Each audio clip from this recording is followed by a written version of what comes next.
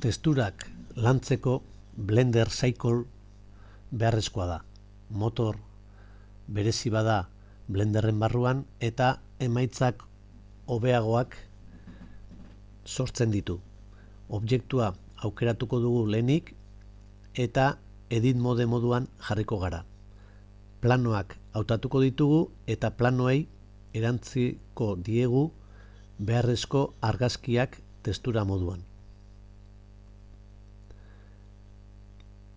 Hasieran badauka kolore txuriko material bat, goian ikusi ditzakegu bi nodo, kolorea eta amaierako nodoa, eta aukeratu ondoren gure planoa emango diogu U tekla eta unwrap eta UV lan eremuan edukiko dugu plano hori gero argazkiaren neurri eta kokapenera egokitzeko.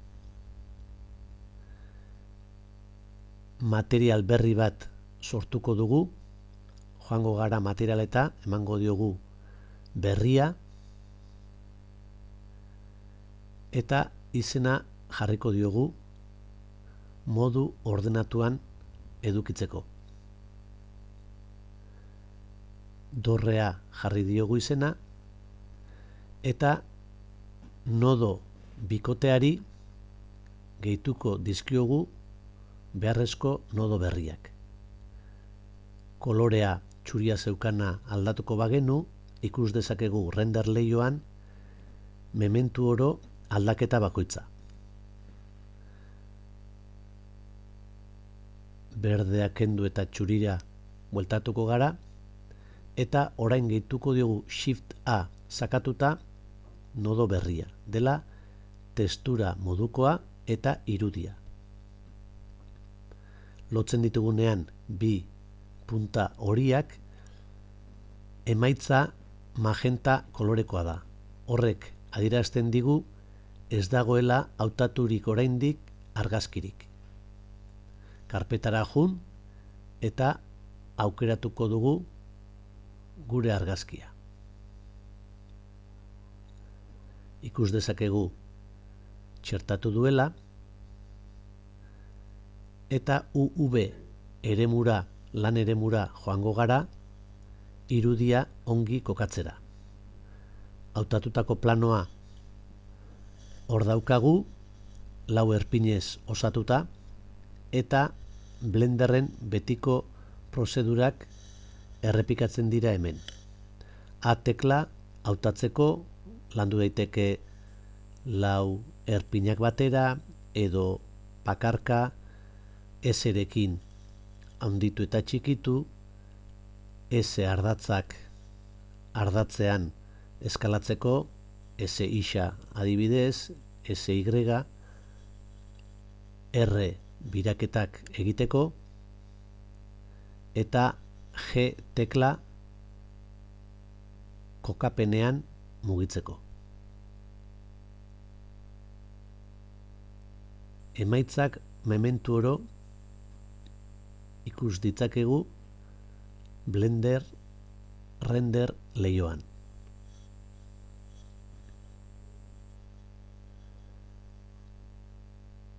Behin dorreko alde bat eginda, teilatura igaro gara eta han material berri bat behar dugu. Argazki berri bat ekarriko dugu ere eta dorrearen prozedura errepikatuko dugu. Plano aukeratu, U teklari eman, unwrap eta plano hori, kasu honetan triangelua, argazki gainean izango dugu eta bere neurri eta kokapena egokituko dugu gure emaitzara hurbildu arte. G mugitzeko, S eskalatzeko eta R biratzeko.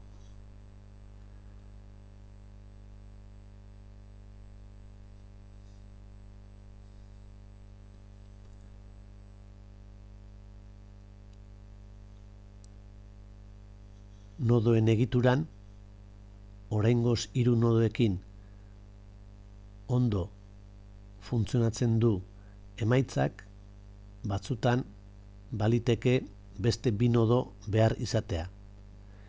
Irudi testuraren aurretik, vektorea eskatzen du batzuetan, dela mapping vektorea, eta haren aurretik input moduko nodoa UV erabiltzen ari garela adierazteko. Eskema blogean daukazue.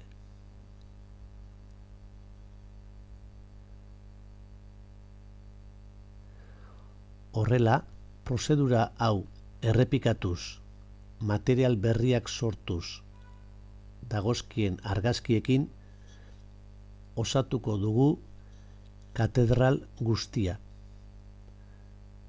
Planoak aukeratu daitezke bat baino gehiago materiala txertatzeko, kupulan plano hilerak hautatuko ditugu eta zuzenean argazki zati bat txertatu, hori bakoitzak ikusi beharko du nola nahi duen lan egin.